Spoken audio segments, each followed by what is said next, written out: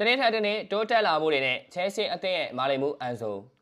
ပရိသတ်များအားပဲမင်္ဂလာပါဗျာဥတီပါအိုင်ဘက်ခွန်ရှင်ကိုအင်ချန်ကနေအားလုံးကိုပြန်လည်ကြိုလိုက်ပါရင်လက်ရှိချဲစီအသင်းရဲ့အကောင်းဆုံးကစားမကိုပြောပါဆိုရင်ပရိသတ်အတိုင်းကတရားတစ်မျိုးစီပြောကြမှာဖြစ်ပေမဲ့ကွင်းလယ်ကစားမတူကိုတော့မဖြစ်မနေရွေးချယ်ကြပါလိမ့်မယ်ဒီကစားမကတော့အသင်းရဲ့ဒုတိယအသင်းကောင်းဆောင်ပြင်ဆောင်ရွက်နေခဲ့တဲ့အန်ဆိုဖာနန်ဒက်ပါအသင်းရဲ့ကွင်းလယ်မှာမရှိမဖြစ်အရေးပါဆုံးစားမပြင်ကိုင်စီလိုကိုတတ်မှတ်နေကြပေမဲ့အန်ဆိုဖာနန်ဒက်ဟာလည်းအရေးပါတဲ့ခက်ခဲတာမှရှိနေကြတာပါအန်ဆိုဖာနန်ဒက်အနေနဲ့တနေ့ထက်တနေ့မြင့်တက်မြင့်လာတဲ့စွမ်းဆောင်ရည်နဲ့အတူချဲစီအသင်းရဲ့ကွင်းလယ်မှာနေရာတစ်ခုကိုရယူထားနိုင်ကြတာပါအန်ဆိုဖာနန်ဒက်ကိုချဲစီအသင်းစတင်သတိထားမိခဲ့တာက2020နှစ်ကာတာကဘာဗလာပြန်ဝဲမှာလို့ဆိုရမှာပါအဲ့နောက်မှာတော့ချဲစီအသင်းဟာတုံဆိုင်မနေတော့ပဲ2020နှစ်23မှာဘောလုံးရသည့်အပြောင်းရွှေ့မှာမြန်မာရဲ့ပြောင်းရွှေ့ခြင်းတရားဖြစ်တဲ့ပေါင်106.8တန်းနဲ့ခေါ်ယူလိုက်ပါတယ်အသင်းကိုစားနေရရောက်ဖြစ်မှာပဲအထိုင်မကျတဲ့ကစားဟန်တွေကြောင့်တွင်းကိုတကုန်းမှတွင်းနိုင်ခြင်းမရှိခဲ့ပေမဲ့နောက်ရသည့်မှာတော့တဖြည်းဖြည်းနဲ့အသင်းနဲ့အတူအံဝင်လာခဲ့ပါတယ်2023-24ဘောလုံးရာသီမှာအန်ဆိုဖာနန်ဒက်ဟာပြိုင်ပွဲဆောင်ပွဲ40အထိပါဝင်ကစားခဲ့ရပြီးတွင်းကို9ကိုတွင်းနိုင်ခဲ့ပါတယ်။ဒါအပြင်နောက်ရာသီတွေမှာလည်းကိုဒီရာသီမှာတော့ရာသီကုန်မှုပွဲစဉ်တွေကျန်နေတဲ့အချိန်မှာတော့တွင်းကို7ကိုအထိတွင်းယူထားနိုင်ခဲ့တာပါ။ဒီရာသီဟာအန်ဆိုဖာနန်ဒက်ရဲ့ကစားမပွားတစ်လျှောက်အမြင့်ဆုံးစွမ်းဆောင်တွေကိုပြသလာနိုင်ပြီး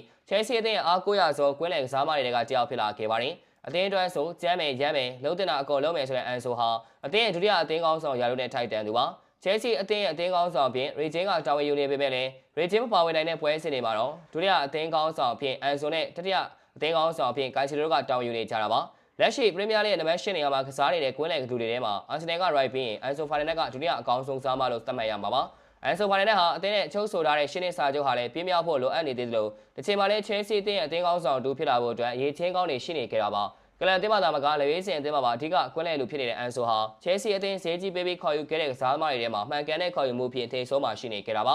ဘောလုံးပေးမှုတွေမှာသာမကအသင်းရဲ့ဂိုးသွင်းယူမှုအပိုင်းတွေမှာလည်းထူးချွန်တဲ့အန်ဆိုဟာချဲစီအသင်းမှာတိုက်စစ်မှုကြောင့်ပဲထိုးပြီးသွင်းကိုဆက်လက်ကိုနဲ့အသင်းရဲ့ဒုတိယမြောက်ဂိုးများဆုံးသွင်းယူသူဖြစ်နေခဲ့ပါတယ်အသင်းကိုအကောင်းဆုံးပဲကင်ပေးနိုင်တဲ့ကွင်းလယ်လူအန်ဆိုကတော့ရှေ့ဆက်ပြီးတော့လည်းဒီထက်ပိုကောင်းတဲ့အရေးချင်းတွေကိုထပ်မံပြသသွားဖို့အတွက်ရှိနေအောင်ပါ